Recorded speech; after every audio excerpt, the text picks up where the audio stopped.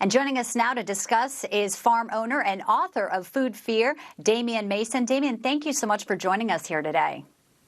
Hi, Bianca. Thanks for having me.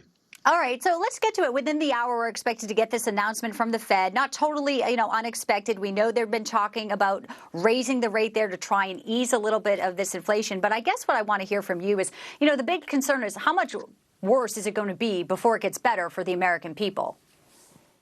Well, you know what? The American people are looking at what's going on Wall Street, and it's bad for hedge funds, and it's bad for people at the upper half of the socioeconomic spectrum. But you know what? There's a bunch of people that aren't really impacted by what's happening with the 10% correction in the stock market because they're just everyday folks. They're going to the grocery. They're going to the gas station. When they go to the grocery and when they go to the gas station, you know what happens? They're seeing 50% inflation over the last 14 months on gas prices. If they drive a diesel, it's up 58 to 60% on diesel. And you know what's really happening? They go to get meat for their family. Take something like bacon, take something like just burger, and you're talking about 20% to 30% increases in those prices to feed your family.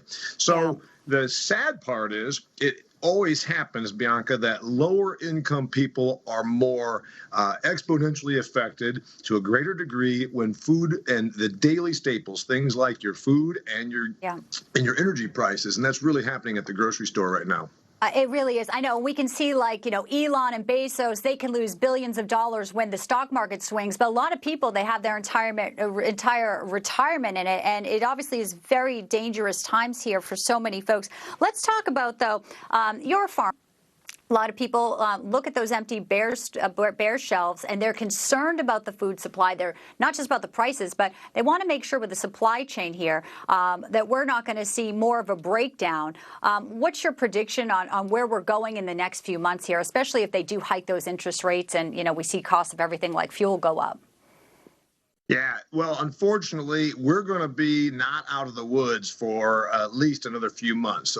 We just heard from the CEO of Albertsons, one of the largest 5 grocery chains in the country, saying that by now, mid-January and late January, we expected these supply chains would ease. Well, the problem is you've got still a government policy, Bianca, that's paying people to not work and pretty generous social safety net, if you will, that's kept a lot of people on the sidelines. And you're talking about a lot of hands in agriculture tend to be lower skilled. Not being mean, it just tends to be a lower skilled job, whether you're sorting grapes or whether you're stocking the shelves at your local Kroger.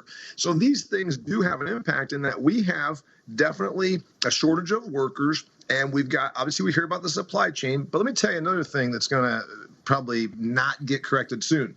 The slaughter, meaning things like beef and pork and chicken have to go from the farm, which we have no problem producing those animals on the farm. The problem is the in-between. When you're going from the farm to the grocery, it has to go through a processing plant.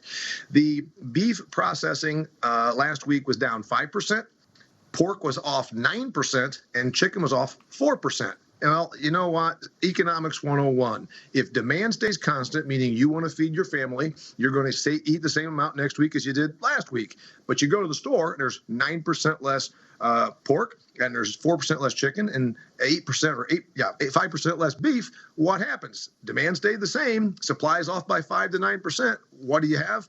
Increasing prices, and this is probably going to stay that way.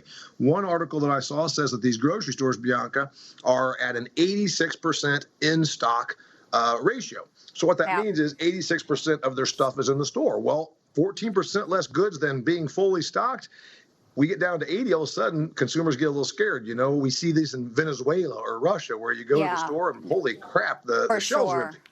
I know, Damian. And then we got to reassure people there is plenty of food. And obviously, we don't want to see people going out there and hoarding things because it's not fair to the people, and we'll just take a deep breath. But obviously, big concerns, especially in the pocketbooks. We thank you so much for your insight today. We're out of time, Damian, but we appreciate you joining us today here at Newsmax.